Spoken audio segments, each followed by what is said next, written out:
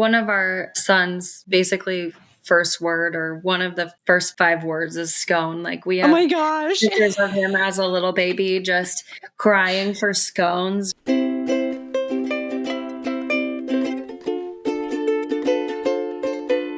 Welcome to Nerdlandia. Welcome to Nerdlandia for another Rabbit Holes bonus episode. I'm your host, Emily Case Buskirk.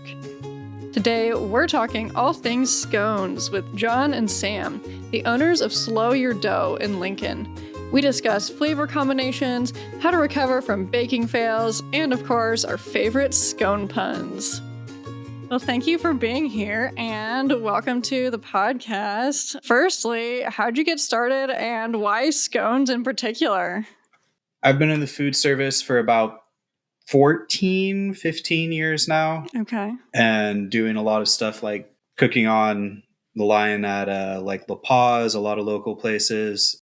So our daughter was born March 13th, 2020. Friday the 13th, the day COVID was declared a national emergency. Oh my gosh. Yeah, it was pretty interesting. 2 days after that, I got furloughed from my job.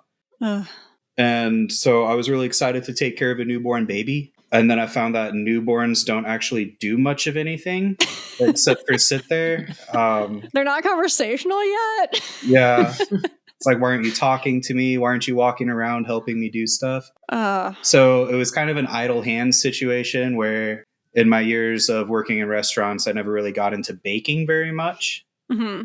And so that seemed like the perfect time to do it, to get into it. But also it was a really bad time to do it because everybody else was getting into it. Mm-hmm. We were like getting donations of yeast from people so I could start doing stuff with breads. And turns out that was still kind of difficult. So we went with quick breads, like baking soda, baking powder type breads, because I didn't have to buy 10 pounds of yeast at a time to get it. And from there, scones became the prominent thing.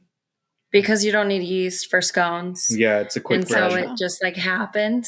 I mean, like I had just had a baby, so I was like, please stop baking. And so we started just giving them away to neighbors and friends, and people really liked them and said that we should start selling them. And then, I don't know, I guess magically we started selling them and now we're here. Yeah. Yeah. Don't really know like A to B, but here we are and you're selling them at like, Butterfly Bakery and pop-ups and it's awesome. Yeah. Yeah. It came at us pretty naturally, I would say. It wasn't a forced thing. Yeah. And then scones, they're really versatile. So I started taking suggestions from my friends and from neighbors like, hey, if you would have a scone, what kind of flavor would you have?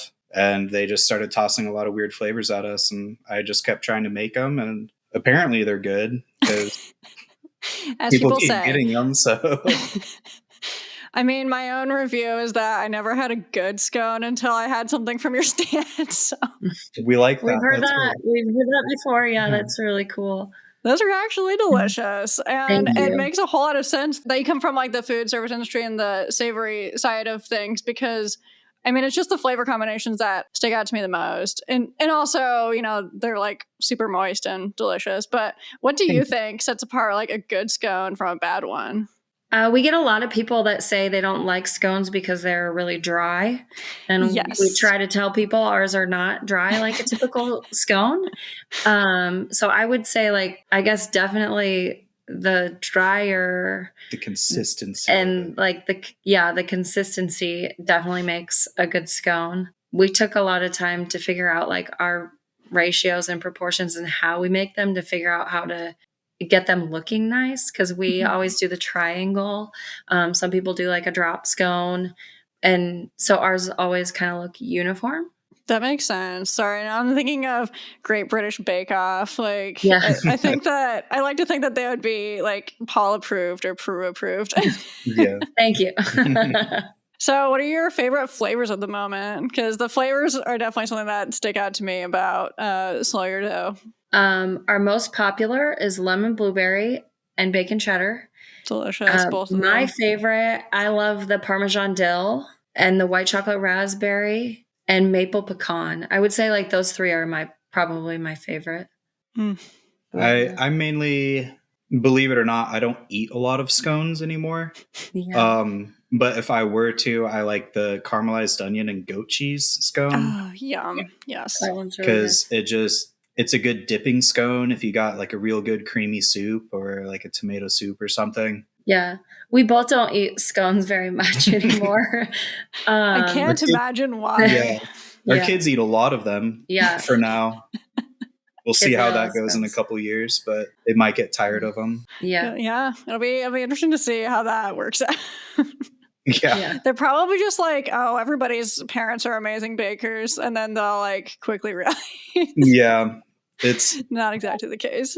Yeah. One of our sons basically first word or one of the first 5 words is scone. Like we Oh have my gosh. pictures of him as a little baby just crying for scones, just like as he got older, standing underneath the microwave, just like waiting, like scone, scone, crying hysterically, just because we're microwaving him.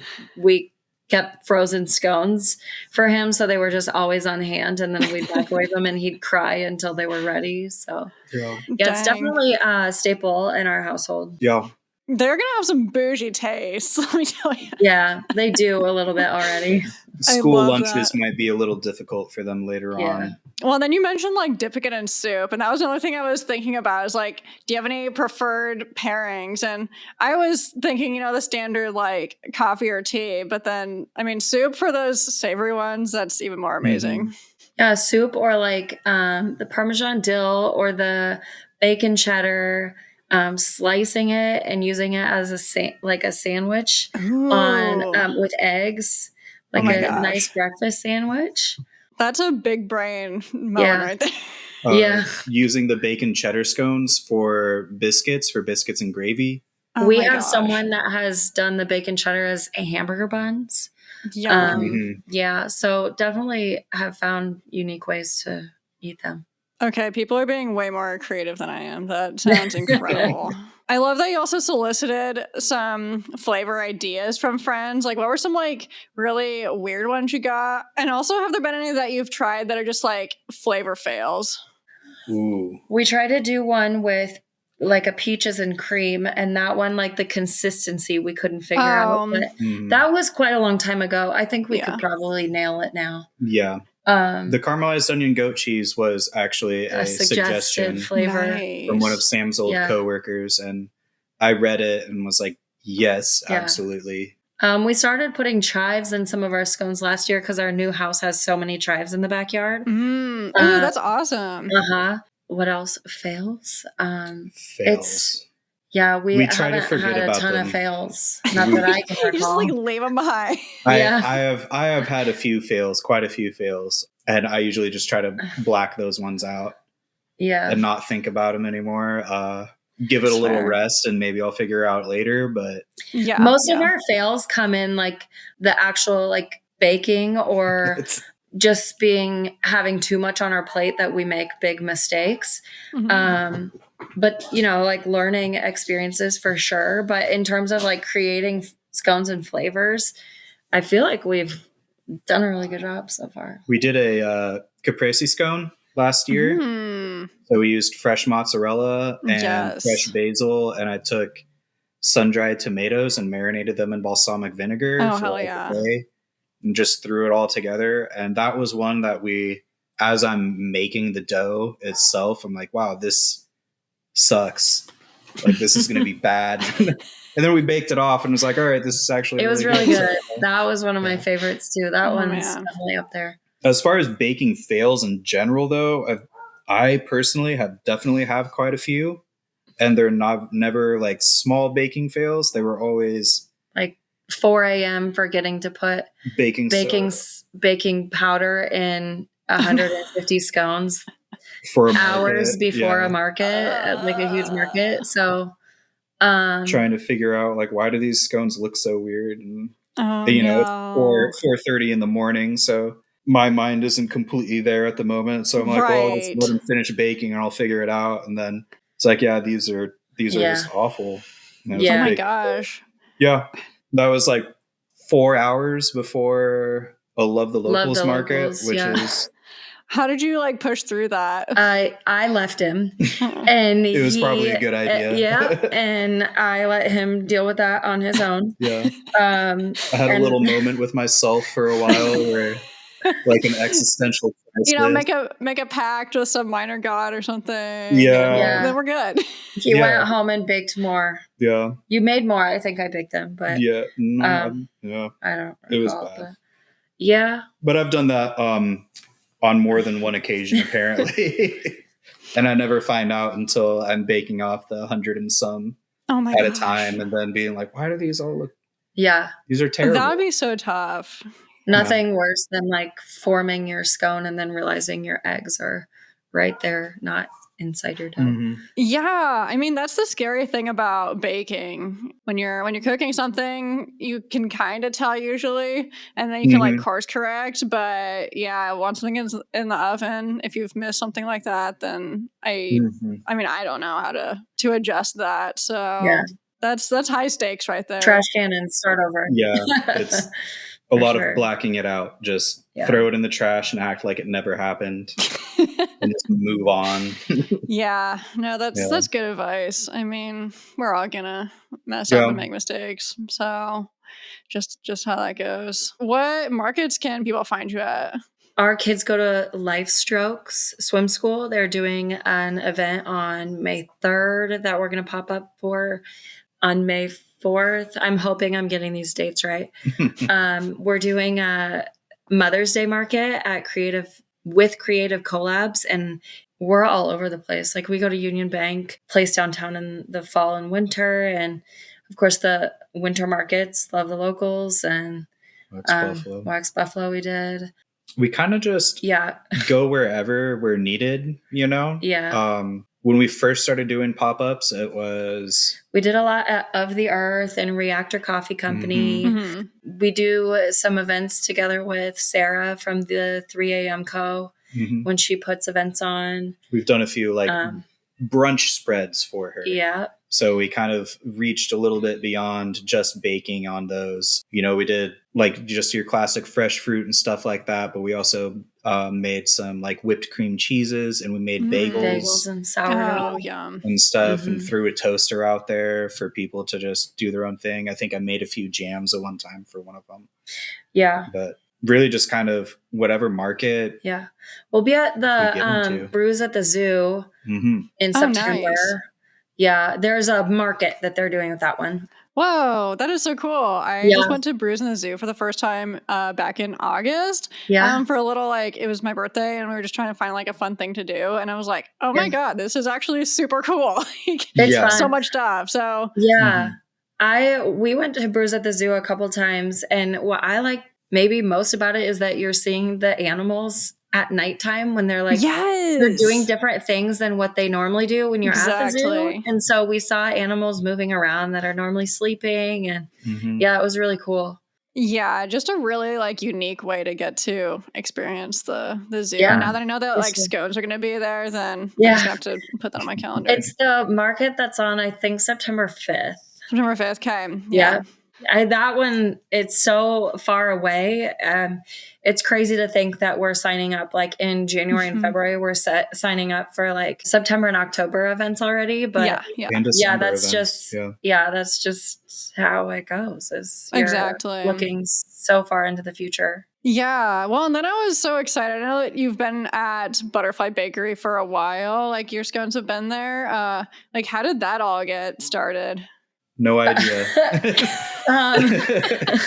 Great question. Maybe Wild Roots Yoga Facebook page posted a thing about us just being like supporting local. And she was friends with the owners of Butterfly Bakery. Oh my gosh. They reached out to us.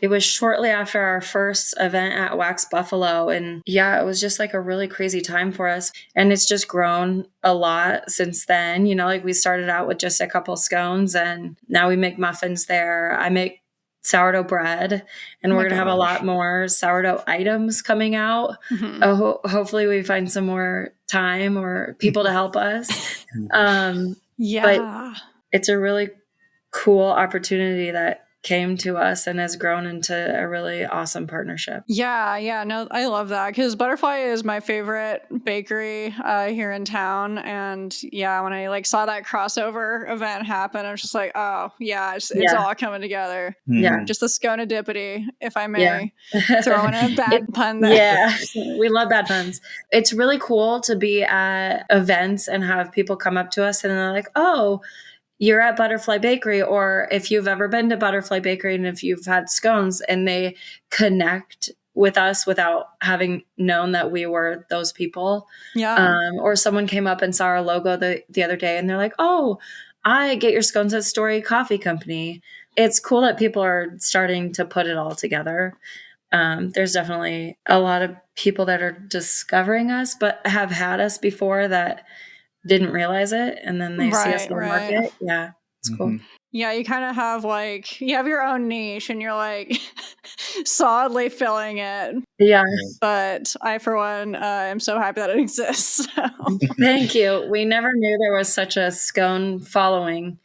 There's definitely a huge amount of people in Lincoln that are just diehard scone fans. You could call them sconers. Yeah, sconers. Yes.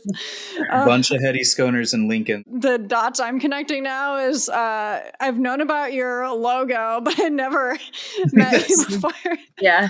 I'm the logo. And now I have, so yay. When I get to figure out those concepts. Yeah. I can never shave off the beard now. Yeah. Yeah. You kind of do that to yourself. Do you have to put on a little, what do they call it, like the lunch lady net? Yes. Yeah. I have beard nets. I go through a lot. Yeah. A lot. Sorry, not a lunch lady net. It is. That's essentially what it is. Yeah. A lot of times I forget I'm wearing it, too. I was just going to say, it's funny when he forgets he's wearing it until an hour later it's still on, or he's about to go somewhere. I'm like, are you going to keep your beard net on? I've gone to a lot of grocery stores and I've walked into restaurants before just not knowing it's on there. And then you got to free the beard. Yeah. And they're everywhere. Yeah. Yeah. They end up in our wash machine because they're in his pockets and under the bed. Yeah. Kind of beard nuts everywhere. Yeah. Yeah. Is there anything else you wanted to mention that I didn't ask about? Okay. I have this little piece of paper and it's from an event that you were talking to John's sister at Glacial Till. And I don't know what our scone pun was at the time, but we always have a fun scone pun on our board. You had given us a list of scone puns and written down your name on it. And so I kept it in my in our cash box for a really long time. Yeah. And I found it in our drawer downstairs right before this. So I love you remember that the ones that were on there? Throw them a scone. No, I got a scone to pick. Sconely the Lonely. Sconely the Lonely, or only the Sconely. We haven't quite decided on that one. Yeah. There were some good ones. Yeah. Thank you. Yeah, no, I definitely remember that day very well. Because it was a mind-blowing scone day. And I think it was just an activity at the table. I was just hey, they're soliciting puns. We got to come up with some good ones right now. Mm-hmm. Yeah. So that's why that happened.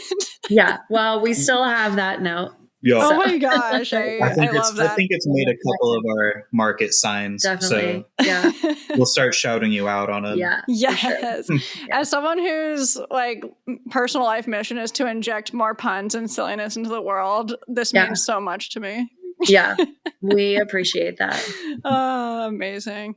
Thank you so much for talking today. And I'm really hungry for scones now. Yeah, well. We'll drop some off for you sometime. Yeah, definitely. Or just come by Butterfly. Love to hear that. Yeah.